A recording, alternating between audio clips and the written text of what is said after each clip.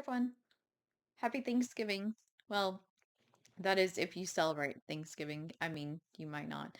So, anyway, we're talking about the Thanksgiving issue of Uncanny X-Men 308, which I've seen some pretty fun variant covers for this one, but I just have, the original one from 1994. So, and what's interesting is this is a Thanksgiving issue, but it's was January 1994. So. Anyway, I'm excited about Thanksgiving today because my mom makes this chocolate pie. I love chocolate, but she only makes it at Thanksgiving. Like that's the only time. Like I might get a lot of flack for this, but I'm not a pumpkin pie person. No. Although Costco has a really good pumpkin cheesecake. Oh, it is so good. My brother was in town recently and we had some. Only basically because it was a special occasion and he was in town. So we don't normally just have it just because. But anyway, I just love Thanksgiving. It's all really good food. Let me know in the comments like what your favorite Thanksgiving food is. Is there something that your family does that's like my mom's chocolate pie, a little bit unusual for Thanksgiving? It's always fun to hear about those. So, anyway, if you watched almost any of my videos, you should know I go off on tangents randomly based on whatever we're talking about, so I apologize. So I love this issue. I love issues like this where it's just like you get to see more of the normal side of the X-Men because to me that's just, it's fun because you don't get to see that very often. So we open on Jean and Scott, and Jean's kind of just daydreaming about the first time she saw Cyclops, and she knew the first time she knew that he was the one for her. So he's lecturing her on how she shouldn't be in the danger room, and he gets startled by her moving closer to him, and he's like, Marvel girl, get clear. If I lose my ruby quartz glasses, I might. And then she's like, I'm a telepath. I got you. And he Scott's like, did I really say get clear? And Jean says yes. And he's like, are you sure you're not embellishing, your memories just a little bit? And she's like, um, basically, she says, being a telepath, I can remember memories with like almost perfect clarity, which I never thought about that. As a telepath, you can, kind of access your own memories, like, and they're perfectly clear. Like, I don't have a lot of memories that I can just, oh yeah, I totally remember that, like in perfect detail. Of course, I don't know if this is true for everyone, but let, I mean, I'm super curious because when I think of something in my head, when I think of an image or an object in my head, it's blurry. Like I know what I'm thinking of, but the object itself is blurry.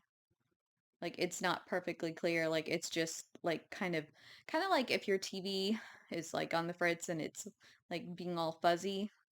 It's like that except worse. I don't know if that's true for everyone. I mean, does everyone, think like that? Or do people have like perfectly clear like images of things in their heads? Or do they just think apple and they think the word apple? I don't know. It just is interesting to me that we think differently. So, anyway, you have Beast and Jubilee bounding through the leaves. And I love this. You see Storm getting so mad and so irritated at them because she said Sean, Banshee, and Forge and I have been breaking these leaves for 3 hours by hand because they said it's therapeutic, and you've come along and just ruined it in less than 3 seconds. Which it's so funny to see Storm, get mad because she's always like so cool and level-headed and just kind of a little bit aloof at times, the whole, goddess persona. But yeah. And then Beast takes it even further and, throws leaves at Storm. So it's just, like I said, it's just fun to see this. And then Scott finds a football, among the leaves. And then you see Gambit and Rogue and Bobby are building scarecrows with Bishop. And Bishop doesn't understand the point of a scarecrow because who's going to be afraid of this? And Bobby has built a Doom scarecrow. And Bishop is like, that doesn't look anything like Doom. Like, are people supposed to be afraid of that? That looks nothing like him. And then Scott throws the football to Bobby, saying, "Hey, maybe Bishop needs a little bit more structure in his free time." So Bobby tries to explain football to Bishop, and he's like, I don't see a foot or a ball."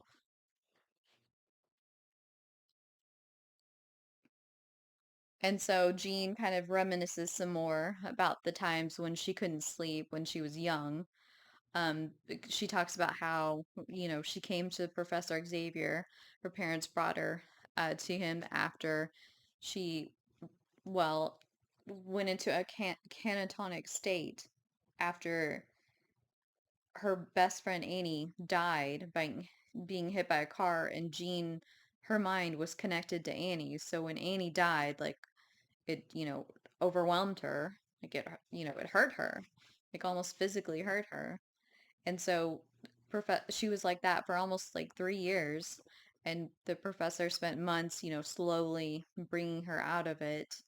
And he put safeguards in place to let her powers develop more naturally instead of, how they were developing when, you know, she was that young, and all of a sudden she reached out and connected to her friend without even kind of realizing it. And then that tragic thing happened to her friend while she was connected. She didn't know how to control her powers, basically. So Professor Xavier put safeguards in place, and he said the safeguards are being eradicated. And she's like, well, but how is that possible? You're so powerful. Like, who could do that? And Professor Xavier said, well, you're doing it because you are reaching out to Scott with your mind, maybe not even realizing it because you have such strong feelings for him that you want to connect on with him on such a deep level that your powers are reaching out to him in order to try to form a bond. And she's like, well, but what if it doesn't work out? What if he doesn't like me? And Professor Xavier says, well, it's called a risk. And so they decide to all play football.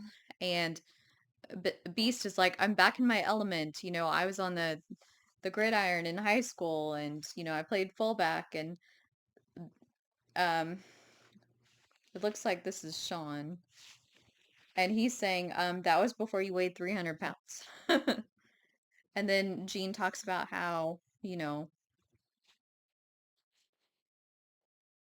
their battle that they fought, on the dark side of the moon when the Shi'ar wanted to destroy her because she was the host of Phoenix, and how she reached out and actually had Phoenix destroy itself because and she's saying that she was able to do this because of her love for Scott. And Scott saying, no, you reached out from the cocoon because they retooled it, so that, she didn't die, that Phoenix was just kind of borrowing Jean's essence and kind of masquerading as her. I mean, they were still like connected, but it wasn't physically Jean. So when the Phoenix died, Jean didn't actually die.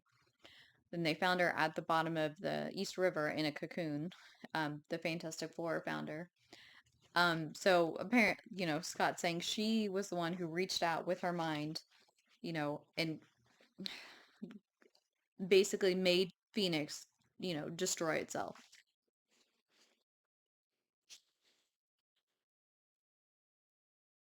So basically, saying that their love is so strong.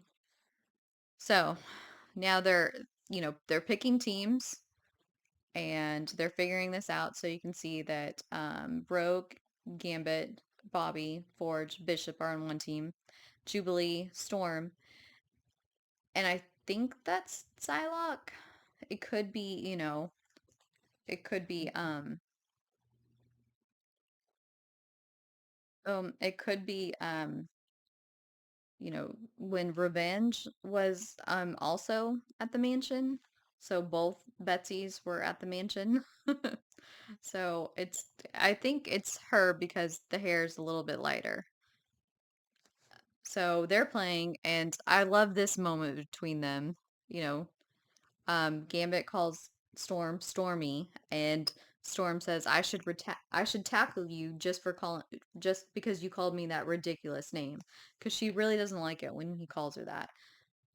And like the other moment I can think of that is fresh in my mind when he called her that, and he said when she was walking down, the aisle at Scott and Jean's wedding, he said, "Looking good, Stormy," and she's like, "Oh, hush." And then you have Warren coming through and just swoops the ball up, and everyone's like, "Hey, no powers." Which is a pretty common theme when they play sports. They always, agree, "Hey, no powers," and someone always uses their powers. And he's like, "You can decide whose team I'm on later after I score this touchdown." So, and then Jean talks about how, do you ever think about how it will be when we have kids? And she's like, "The first time I met Rachel, our daughter from the future, I was actually mad because I thought my life had already been all mapped out for me, and I didn't like that feeling."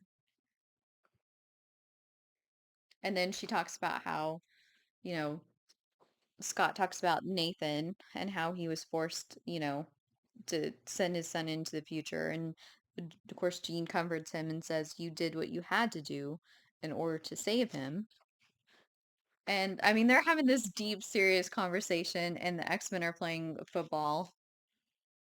And you can see Professor Xavier trying to get their attention. And he's like, "Ladies and gentlemen, dinner is served." And they're still in the middle of their game. And see, and like right here, this looks more like Psylocke. So, like I said, the other image of her had the lighter purple hair, and this actually looks more like Psylocke's hair. So, not sure. But you'll see at the end of this, they're both sitting at the Thanksgiving table. So, it could be either or at this point. So, they're all like chasing after the ball, and Xavier's like, "Dinner is whoa." And so basically he gets tackled in his it looks like his nose gets broken when you look at other panels. So Jean kind of blurts out basically, she says, "Marry me." And he's like, "What? But I asked you, and you basically said no." She's like, "Well, I wasn't ready then. I was afraid, but I realize now I'm even more afraid to not have you in my life." So, you know, and I feel like our love has been the one constant in my life. A little bit cheesy, but sweet. So she's like, "Will you marry me?" And she also says, and Scott's like, "But, the X-Men." And she's like, "I would never ask you to leave. Like, this is our home. These are our friends. This is our family. Like, it's now about moving forward, like, in this journey as husband and wife." So here's the Thanksgiving scene. See, Professor Xavier might have a broken nose. And you can see Bobby and his parents. See, there's Psylocke, Bishop, Archangel, Forge, Storm, Professor Xavier, Moira McTaggart, Sean, Jubilee, Beast, Trish Shelby, and there's there's Betsy, the other Betsy. I mean, if you ever read those comics, they're pretty confusing. And then Rogue, Gambit, and then I'm pretty sure that's Stevie Hunter. Because she's still, she was really in the comics a lot when Kitty was still, around in the X-Men, but she still shows up every now and then. I'm pretty sure she's one of the women that's sitting by Gambit in the Jim Lee pool party splash page. So Professor Xavier just wants to reiterate, even though they've had a super hard year this year with Ileana dying, Colossus leaving, and basically he leaves and defects and goes to join Magneto's acolytes. Wolverine being, still trying to heal from his injuries when Magneto ripped his adamantium skeleton out in issue 25, X-Men 25. And Jubilee mentions, oh yeah, this has been a great year for us. And, he Professor Xavier says actually Jubilee has a valid point. I mean, but I feel like, you know, all of us here together have become stronger because of everything that we've been through. And he's thankful that all these wonderful people are willing to call themselves X-Men and to, basically fight for his dream. And Scott and Jean says, hey, if I can add something, and Jubilee says, what? Did she finally decide on a code name? Jubilee has she has all these, these quips. That's pretty funny. And Jean says, no, nothing exciting as that. And then they say, we're getting married. And they get married in X-Men 30. And so Xavier's just happy to hear all this, laughter and cheering and just he's just thankful that even though they have all this darkness in their lives, they have this light also. So I just, like I said, I love that issue because there's no fighting, no bad guys. It's just, the X-Men, the more human side of the X-Men. And I like that. I feel like we don't see that, as much. Like, yeah, we see glimpses of it here and there, but we don't get to see it that often. So I always, cherish those moments when we do get to see it. So I hope you guys have a happy Thanksgiving, and I hope you, eat lots of food. Probably have leftovers tomorrow, which also still sounds good. And yeah, let me know if you have any, I guess, unusual Thanksgiving traditions or foods that you eat at Thanksgiving. So, and until next time, bye.